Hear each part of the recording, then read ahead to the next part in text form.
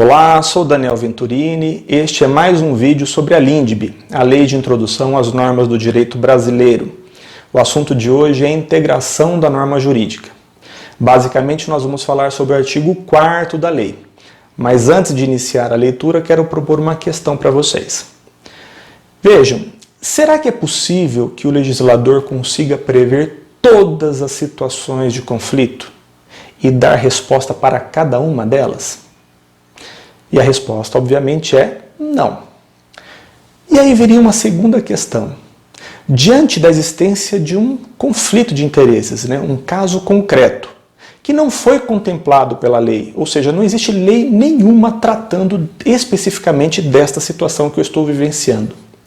Será que se eu buscasse tutela jurisdicional, poderia algum juiz deixar de julgar o meu caso sobre a alegação de que não haveria lei que resolvesse o meu assunto? Se isso acontecesse, nós estaríamos o quê? Violando o artigo 5º, inciso 35 da Constituição Federal. Então é por esta razão que nós temos no artigo 4º da LINDB mecanismos de integração, ou seja, diante dessa existência de lacunas jurídicas, ou seja, diante da omissão da lei, o juiz pode se valer de mecanismos para o quê? Dar solução a esses casos. Então vamos lá. O artigo 4º fala o seguinte: quando a lei for omissa, o juiz decidirá o caso de acordo com a analogia, os costumes e os princípios gerais de direito. Primeiro ponto importante: o juiz decidirá. Não se trata de uma faculdade, mas sim de um dever. E o segundo ponto a ser destacado é: existe uma ordem obrigatória a ser cumprida. O primeiro mecanismo de integração tem que ser analogia. E somente diante da impossibilidade é que se passa para o próximo mecanismo de integração. Então, primeiro se tenta analogia. Se não for possível, passa-se aos costumes. Não existindo costumes, passa-se aos princípios gerais de direito. Então, vamos lá. Analogia. Analogia nada mais é do que um mecanismo pelo qual eu vou pegar um caso concreto, sem previsão legal, e vou aplicar a ele a solução jurídica que existe em um caso semelhante previsto na lei. Ou seja, para que seja possível essa solução por analogia, este caso concreto que vai ser julgado, ele não pode estar previsto na lei. Porque se estiver previsto, eu tenho que aplicar a lei que o previu. Porém, além dele não estar previsto, tem que haver uma semelhança entre este caso e aquele caso que foi contemplado pela lei, para que eu possa me valer da solução jurídica adotada para aquele outro caso que está previsto. E esta semelhança, ela representa o quê? Alguns elementos de identidade. E esta identidade tem que recair sobre elementos essenciais, para que seja possível, para que seja autorizada a aplicação dessa analogia.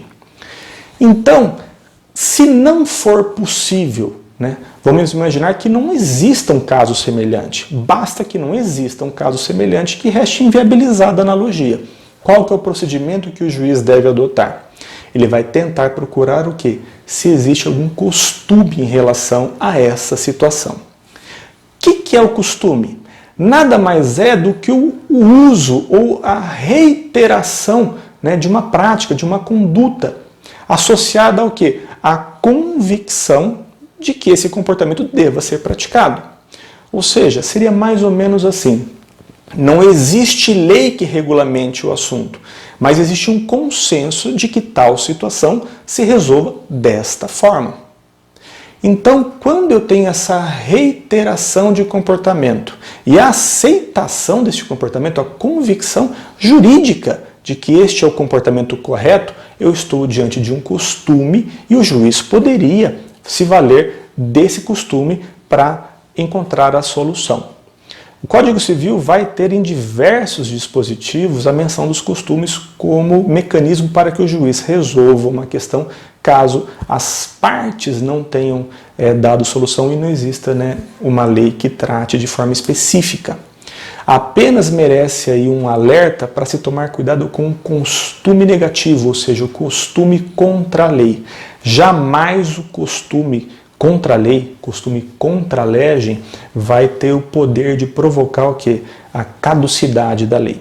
Tá? Então fica aí aquela dica, nós já estudamos a questão da eficácia da lei, ou seja, ainda que exista a prática de um costume contrário à lei, esse costume jamais vai poder o quê? Retirar os efeitos da lei.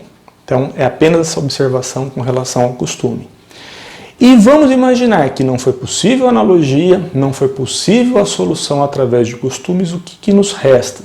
Nos restam os princípios gerais de direito. O que representam os princípios gerais de direito? Nada mais são do que diretrizes abstratas que estão implicitamente presentes em todo o sistema. Representam o que? Ideais políticos, ideais sociais. Então, em última análise, eu consigo extrair do ordenamento jurídico algumas ideias, tais como você não pode lesar os direitos de outra pessoa, você não pode, por exemplo, se beneficiar da sua própria torpeza, você não pode se enriquecer ilicitamente, dentre outros princípios gerais de direito. Então, quando os mecanismos anteriores falharam, ou seja, não foi possível resolver a questão através da analogia, não existe costume que possa ser aplicado, eu vou me valer dessas diretrizes gerais, abstratas, que estão implícitas em todo o sistema, são os chamados princípios gerais de direito universalmente aceitos. Mas aí, para finalizar o vídeo de hoje, fica a seguinte pergunta: e se eu também não conseguir realizar esse julgamento através, me valer dos princípios gerais de direito para tentar solucionar esse caso? Será que ele ficaria sem resposta? E a resposta é não, óbvio que não. A última solução seria o julgamento por equidade, ou seja, o juiz ele vai se valer de todo o sistema, ele vai adaptar o sistema e buscar o quê? Aquela solução que para ele é a solução mais justa para o caso. Então, o julgamento por equidade somente seria possível diante da impossibilidade de se utilizar a analogia, os costumes, os princípios gerais de direito, onde o juiz basicamente julgaria buscando a solução que lhe parecesse mais justa. E aí fica a dica de leitura do artigo 140 do Código de Processo Civil de 2015. É isso.